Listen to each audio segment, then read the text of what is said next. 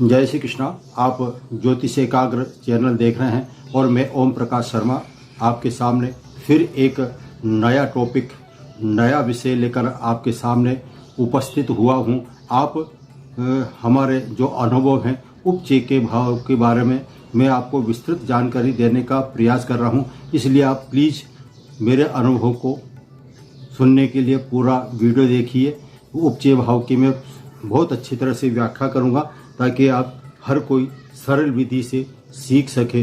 अब उपचय का भाव का जो है उसका महत्व समझाने से पहले मैं आपके एक थोड़ी सी उपचय भाव को समझाने के लिए एक जो नज़र है इस भाव पर डाल रहा हूँ।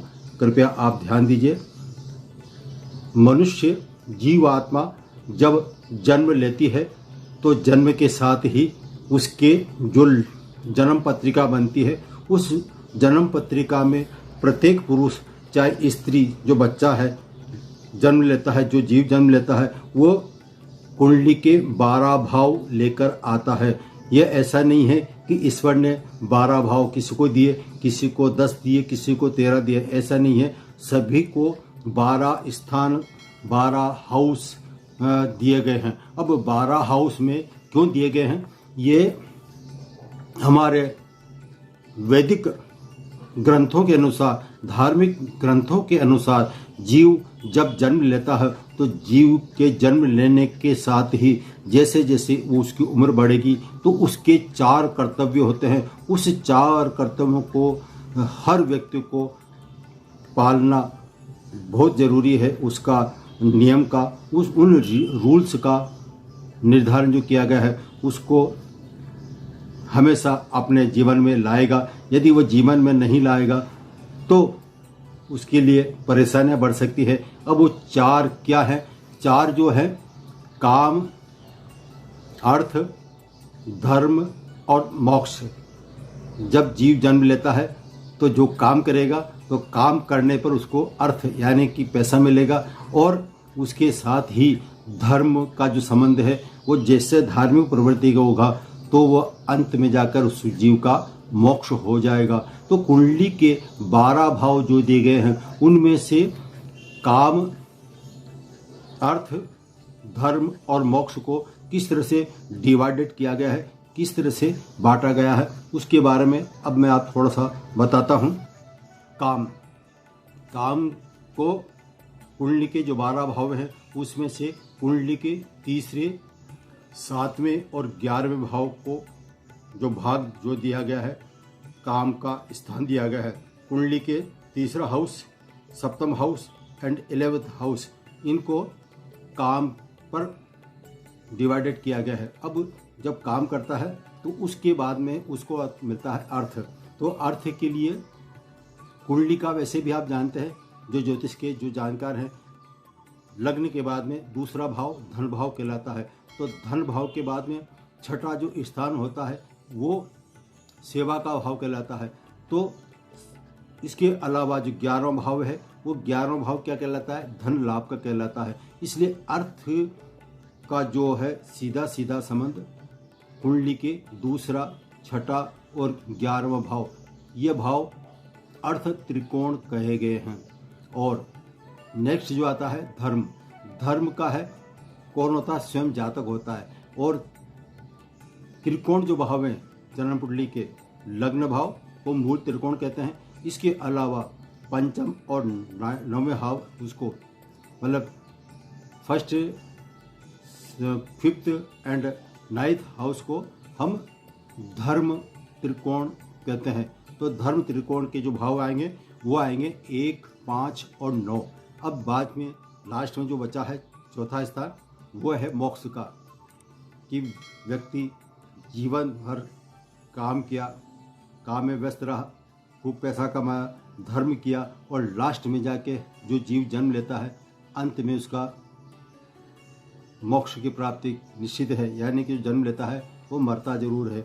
तो ये मोक्ष भाव जो कहे गए हैं जन्म कुंडली के चतुर्थ स्थान को और 8वें स्थान को और 12वें स्थान को मोक्ष का त्रिकोण कहा गया है। अब ये मैंने 4 बार बताए, काम, अर्थ, धर्म और मोक्ष।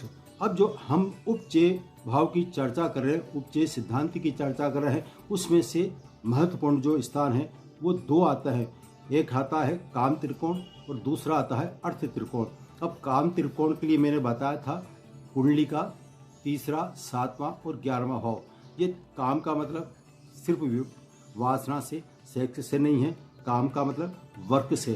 तो वर्क का है काम त्रिकोण कुंडली का तीसरा और 11वां भाव आता है, और अर्थ त्रिकोण में छठा और 10वां भाव आता है। तो ये काम त्रिकोण, अर्थ त्रिकोण ही आपके उपचय भाव कहलाते हैं। अभी उपचय भाव जो कहलाए हैं उसमें आपको सबसे पहले मैं बता दूं उपचय का मतलब क्या था। उपचय का मतलब होता है बढ़ोतरी, बढ़ना।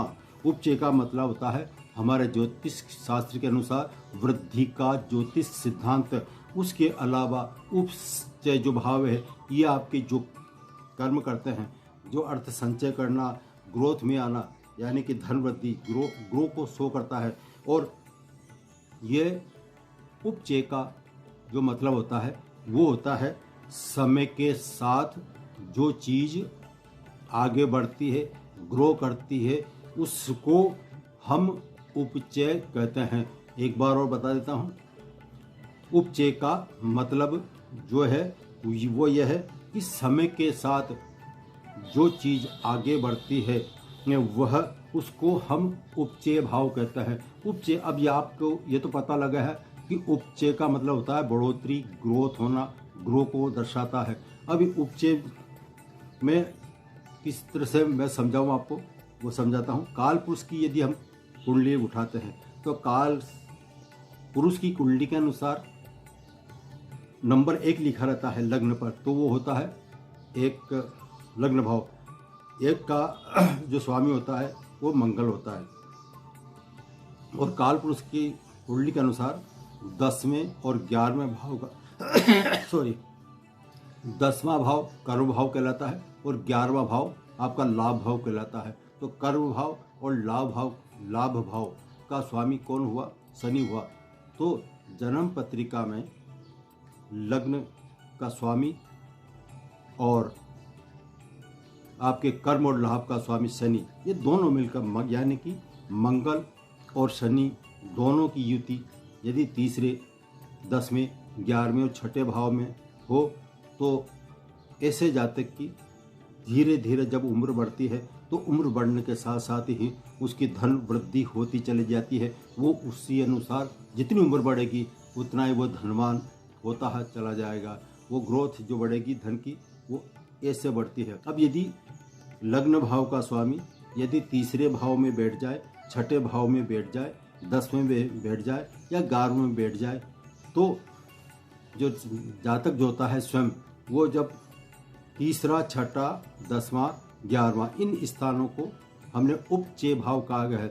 अब उपचय में वैसे देखा जाए तो इसको उपचय को हम त्रिसडाया भाव भी कहते हैं। त्रिसडाया का मतलब 3, यानी 3, 6 और 11।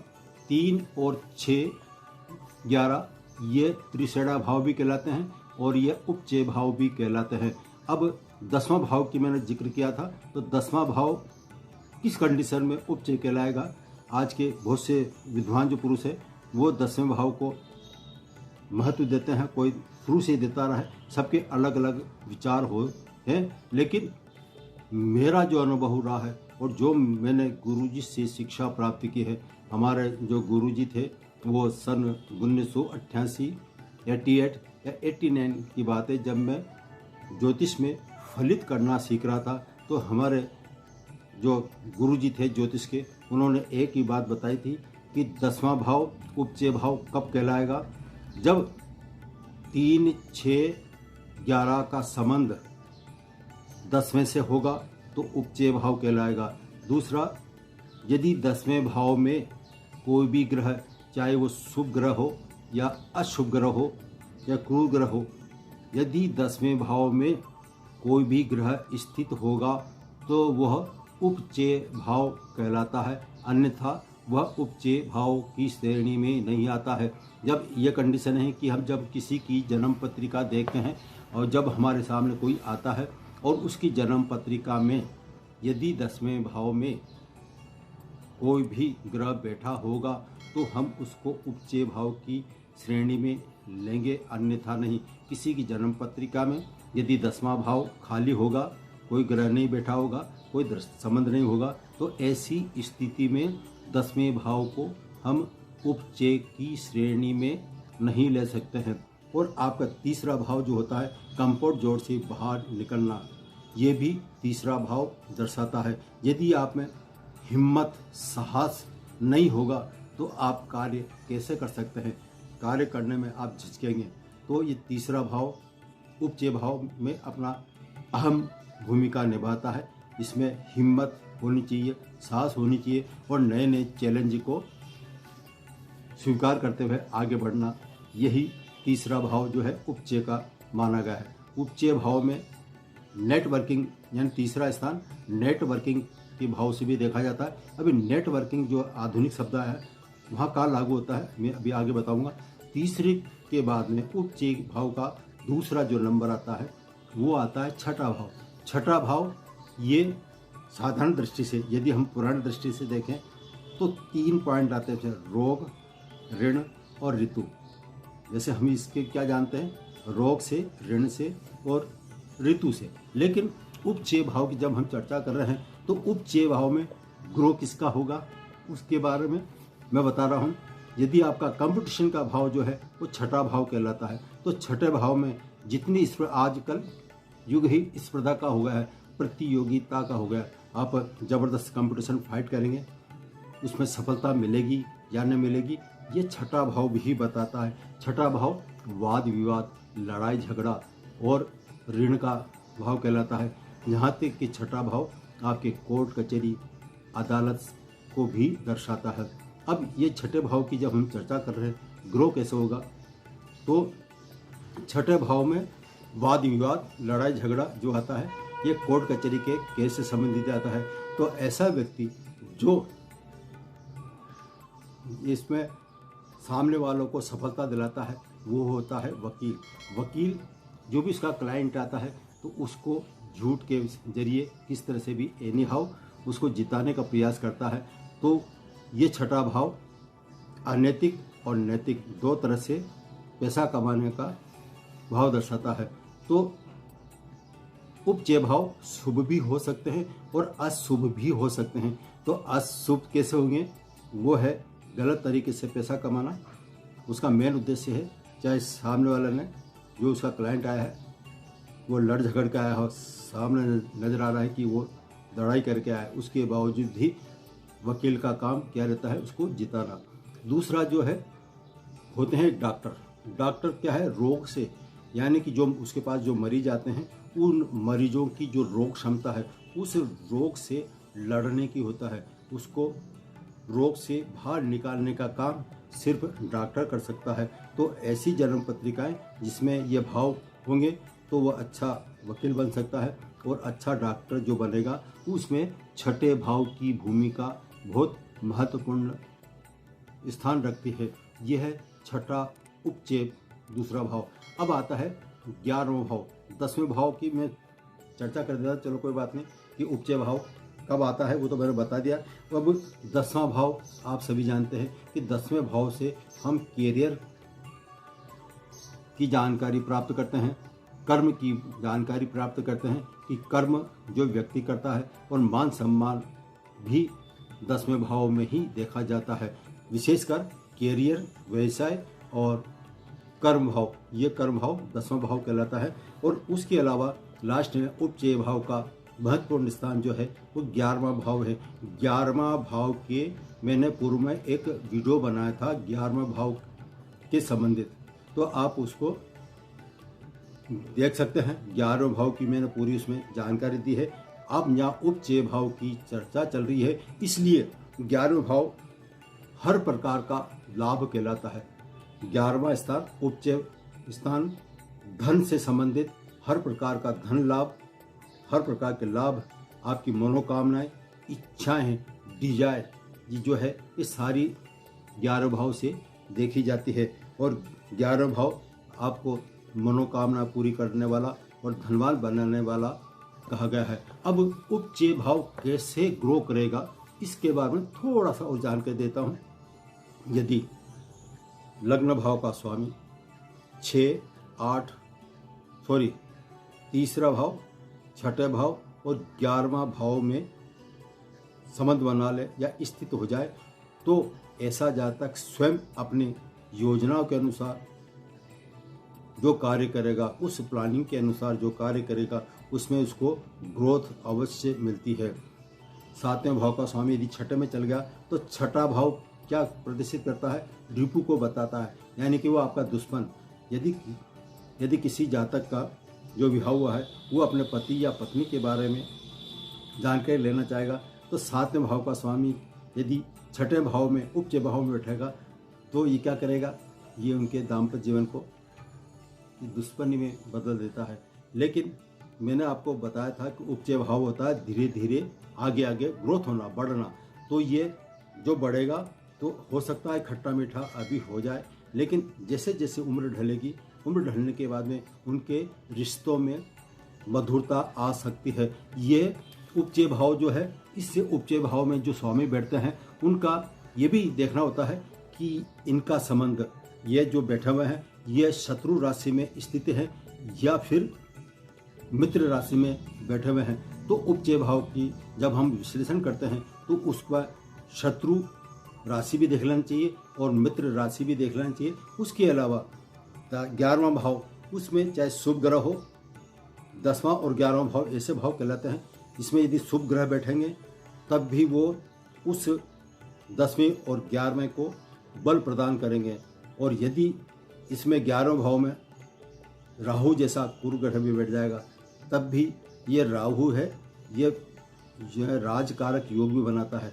इसमें आपने देखा होगा 11वां जो राशि आती है वो कुंभ राशि आती है। कुंभ राशि में आपने देखा होगा एक औरत जो कुंभ लेकर खड़ी हुई है, तो कुंभ का होता है मटका, तो उस मटके का विस्तार करना। तो इसमें यदि शत्रु, इसमें शनि बैठेगा तो शनि ऐसे जातक को धनवान बनाता है। ऐसे जातक के जीवन में कभी भी पैसे की कमी नहीं आती है। और राजयोग कौन बनाता है? कुंभ राशि में यदि राहु बैठेगा तो वो ऐसे जातक के राजयोग जरूर बनाता है। आज इतना ही, फिर नए वीडियो के साथ आप दोबारा आपसे मुलाकात होगी। तब तक के लिए जय श्री कृष्णा, राधे राधे। यदि आप नए हैं और आपने मेरा ये चैनल सब्सक्राइब नहीं किया है तो प्लीज़ सब्सक्राइब कीजिए। और आप अपने जिसने भी देखा है अपने कमेंट्स ज़रूर बताइए, अपनी राय ज़रूर बताइए ताकि मैं अपने सुधार कर सकूं। और इसको लाइक करेंगे तो मेरा उत्साह बढ़ेगा। उत्साह बढ़ाने के लिए आप इसको लाइक कीजिए, शेयर कीजिए। आप इसी आशा के साथ जय श्री कृष्ण।